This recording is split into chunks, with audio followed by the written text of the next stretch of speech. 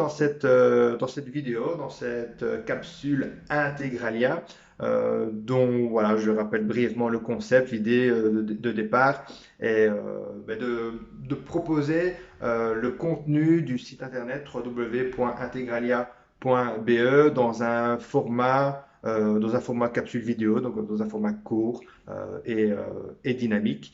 Et voilà, je propose de rentrer directement dans le vif du sujet donc de cette petite vidéo qui est coaching ou thérapie, ou plutôt la différence entre le coaching et la thérapie. Voilà.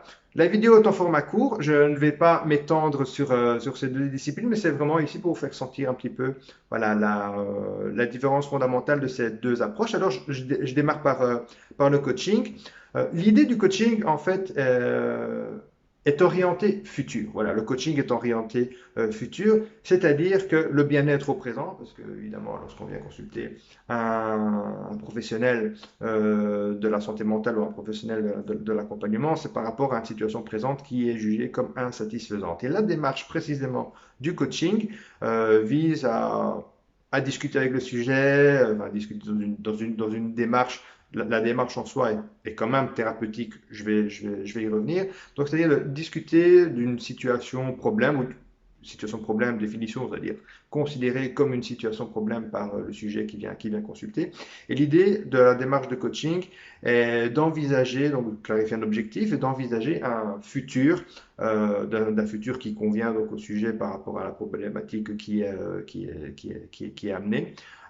Exemple, une personne souhaite augmenter sa confiance en soi dans un contexte particulier pour, par exemple, parler en public, disons-le comme ça. Donc, le futur idéal envisagé, c'est forcément d'être à l'aise de parler en public et d'atteindre des objectifs supérieurs. Donc, le coaching est orienté futur, donc c'est-à-dire que peu importe le passé, peu importe que l'histoire du sujet, si le futur envisagé est suffisamment attrayant, suffisamment motivant, et bien alors, le coaching, la démarche de coaching postule que le sujet peut mobiliser des ressources pour atteindre son objectif.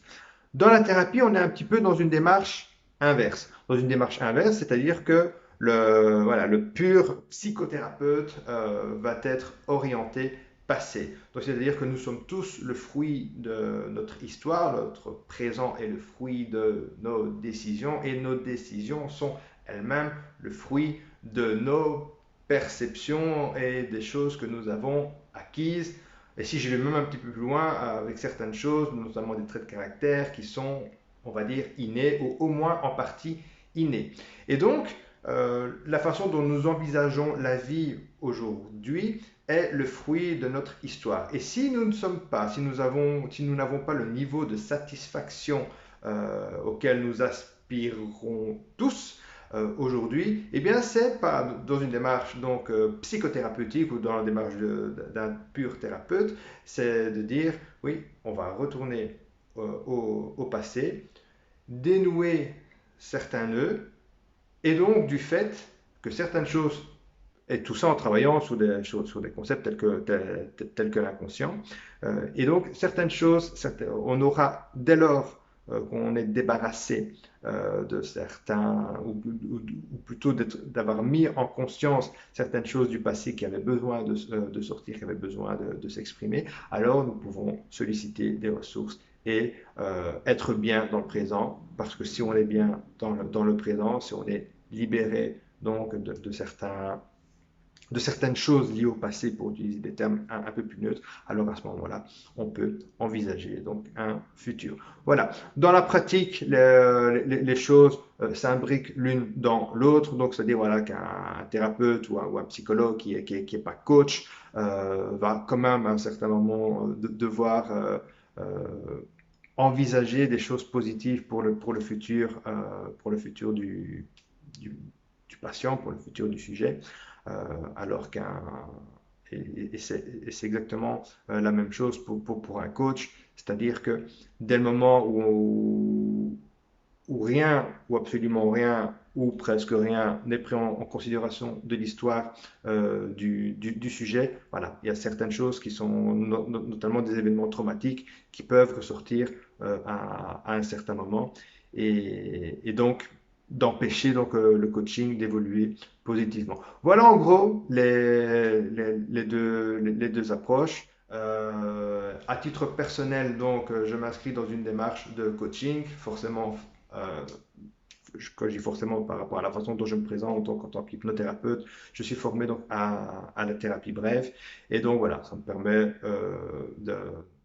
d'apporter une approche qui est, voilà, qui est dynamique, qui prend en compte l'histoire donc du sujet et qui permet donc de l'inscrire donc dans une dynamique de changement positif. Donc voilà en gros quelques définitions et une approche personnelle, je vais dire, de ces deux approches. Voilà, en gros. Pour plus d'informations, vous allez sur le site internet integralia.be et comme d'habitude, je mettrai quelques liens ici dans cette vidéo. Voilà, je vous remercie de l'avoir suivi et je vous dis à très bientôt pour une prochaine vidéo. À bientôt. Au revoir.